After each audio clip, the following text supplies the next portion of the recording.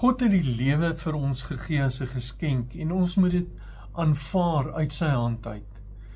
Die God van die heelal het besluit om mense te skep wat in verhouding met hom sal leef. En hierdie mense sal hulle lewensdoel volkome uitleef voor hom, sodat hy in 'n verhouding met hulle kan staan en hulle as sy mense kan aanneem. Die probleem is, ons het uit die raamwerk van God se bedoeling vir ons lewens uitgeval en ons sterf.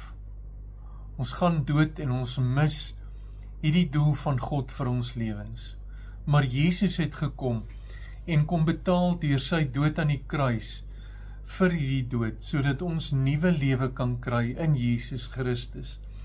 En daarom kan ons nou voluit lewe. En die dood kan dit nie van ons wegvat nie, want ons kry die opstanding uit die dood, omdat ons in Jesus glo. Kom ons hou vas aan hom en glo in Jesus, en lewe voluit, daardie lewe wat deurtrek, van die dood af, in die lewe in. Niks kan ons skei van die liefde van God nie, nie die dood nie, nie swaar kry, nie pyne nie, geen magte of kragte nie. Dis 'n lewe wat deurloop, wat die dood selfs nie kan wegvat nie.